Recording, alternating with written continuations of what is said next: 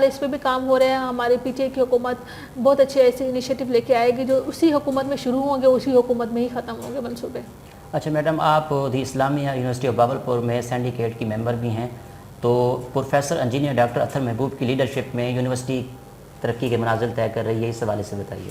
بہت اچھا ہے. ہمارے جو وی سی صاحب ہیں اطہر محبوب صاحب, بہت اچھا وہ کام کر رہے ہیں. شروع میں تو ان کے جو انیشیٹو تھے وہ لوگوں کو بہت پسند نہیں آئے, اس وجہ سے ان کو بہت کرٹیسزم کا سامنا کرنا پڑا, لیکن جیسے وقت کے ساتھ ساتھ جو ہیں وہ چیزیں سامنے آنا شروع ہو جاتی ہیں. آپ یہ دیکھیں جب بہاولپور میں جب وی سی صاحب اطہر محبوب صاحب نے جب چارج لیا تو اس وقت ہماری یونیورسٹی کے جو اسٹوڈنٹ کی انرولمنٹ تھی وہ تقریباً 8 سے 9 ہزار تک کی تھی اور پورے ڈویژن کے اندر. اب یہ دیکھیے اب ماشاءاللہ ہمارے جو انرولمنٹ پہلے سال ہم نے 13,000 کی, پھر ہم نے انرولمنٹ جو ہے اب 2 سال کے اندر ہمارے اب 35 سے 40 ہزار تک ہمارے اسٹوڈنٹس آ جائیں گے. پہلے ہمارا ریونیو جو جنریٹ ہوتا تھا تقریباً میرے خیال میں 1.25 ارب روپے کے قریب, اب ہمارا 5 ارب سے بھی کراس کر رہے ہیں. تو یہ ہمارا ایک ریونیو بھی جنریٹ ہو رہا ہے. اور اس کے علاوہ ہمیں پہلے ٹیچرس کی تعداد پہلے بہت کم تھی اور ہمارے وزٹنگ لیکچرار بہت زیادہ تھے. ہم نے ابھی نئی پوسٹ ہم نے اناؤنسمنٹ کی ہیں, 350 ہم نے نئے وزٹنگ ایسوسیٹ لیکچرار کی پوسٹ ہم نے نکالی ہیں. اسی طرح بہت سارے اچھے کام ہو رہے ہیں. پہلے ڈسپلنس ہماری یونیورسٹی میں 23 ڈسپلنس پڑھائے جاتے ہیں, اب 127 نئے ڈپارٹمنٹس بنائے گئے ہیں اور اس میں اسٹوڈنٹس بہت آ رہے ہیں. تو یہ ایک اچھا ریولیوشنری اسٹیپ انہوں نے لیا ہے. اس سے پہلے جتنے بھی وی سی آتے رہے وہ کٹ ڈاؤن کرتے رہے, اسٹوڈنٹس کی تعداد میں بھی کٹ ڈاؤن کرتے رہے, ڈسپلنس میں بھی کٹ ڈاؤن کرتے رہے, لیکن ان کا جو ویژنری جو اسٹیپ ہے وہ سب کے سامنے ہے. اب یہ دیکھیں کہ انہوں نے اس حوالے سے میں آپ کو بتاتے چلوں کہ ایڈمیشنس کا جو پروسیس تھا, اس ایڈمیشن کے پروسیس میں پہلے اسٹوڈنٹس بڑے دھکے کھاتے تھے. اب انہوں نے 1 ونڈو آپریشن کیا, اسٹوڈنٹس وہیں پہ آتے ہیں, فیس بھی وہیں پہ کرتے ہیں, چلان بھی, سب چیزیں وہیں پہ ڈاکومنٹ جمع کرائے اور وہیں پہ سب ون ڈے پروسیس ہوتا ہے. یہ نہیں ہوتا کہ آپ 10 دن کے بعد ہیں, 15 دن کے بعد ہیں, یہ نہیں. مطلب انہوں نے بڑا اچھا اور ڈسپلن طریقے سے انہوں نے کام کیا اور ہم لوگوں کو بہت اچھا لگا. بہاولپور کے لوگ تو بہت خوش ہیں.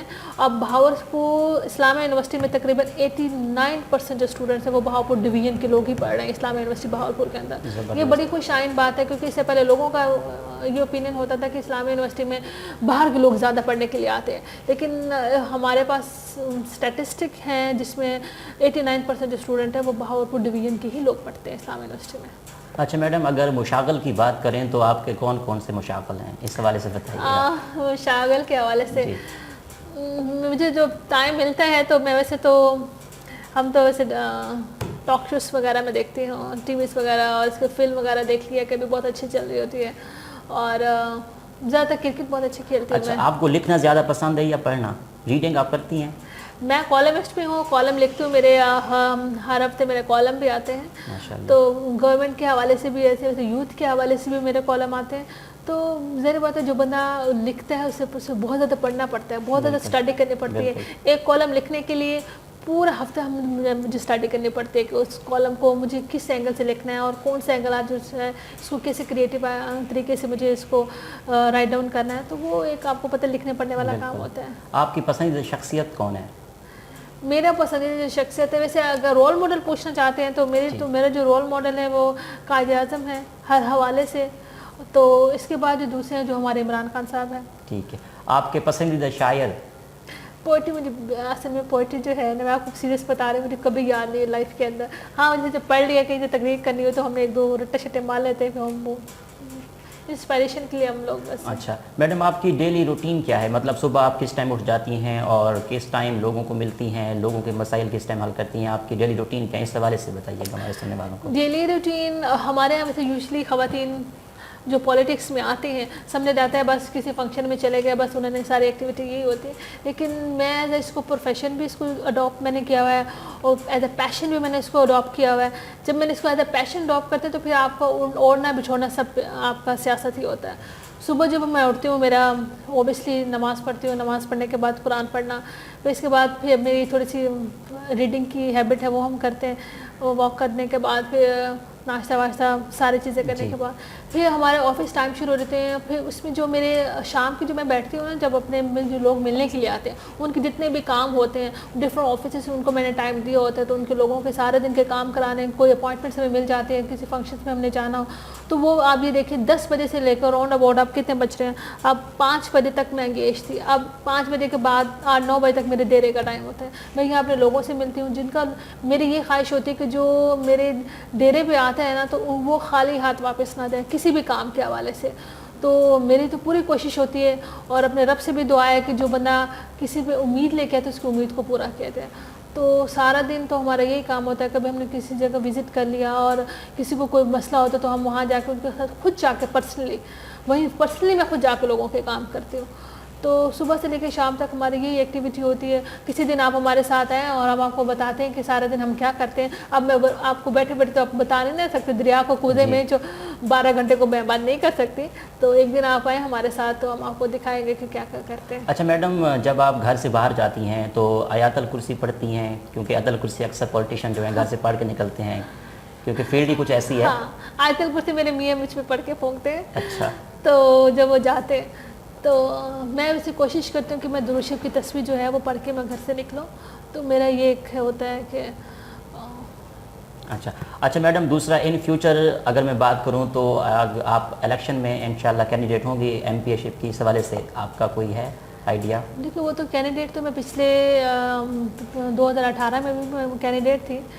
تو ہمارا تو دیکھیں جو بندہ پالیٹکس میں آتا ہے تو اس کا مین پرپس جو ہوتا ہے وہ لوگوں کی عوام کی خدمت کرنا ہے. 2 طریقے سے خواتین کو 2 ایچ ہیں، ایک ریزرو سیٹ کے مد میں ہوتا ہے، دوسرا وہ جن الیکشن کنٹیسٹ کرتے ہیں. مجھے ریزرو سیٹ کا کوٹا بالکل پسند نہیں ہے. میں سمجھتی ہوں کہ الیکشن کنٹیسٹ کر کے آنا چاہیے، لڑ کے آنا چاہیے، عوام کے دل میں جگہ بنا کے آنی چاہیے. تو وہ ایک بیٹر طریقہ ہوتا ہے. یہ پارٹی ڈیسائیڈ کرے گی جس کو بھی وہ ٹکٹ دے گی. ہماری کوشش جو ہے وہ جاری ہے، ہم اپنی محنت جو ہے وہ جاری رکھے ہوئے ہیں آخری حد تک جب تک ہمارا سانس ہے.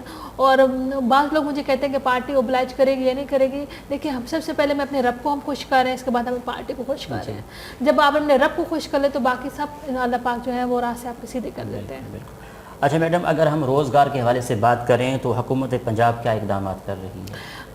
سب سے پہلے میں آپ کو آج خوشخبری سناتے چلوں، بلکہ آپ نے ٹی وی بھی دیکھا ہوگا، پنجاب روزگار اسکیم کا جو ہے وہ اناؤنسمنٹ سی ایم صاحب نے کر دیا ہے، جس میں 1 لاکھ سے لے کر 1 کروڑ تک جو ہے وہ قرضے لیے جا سکتے ہیں، جس میں 16 لاکھ لوگوں کو روزگار میسر ہوگا. ایک بہت بڑا انیشیٹو ہے.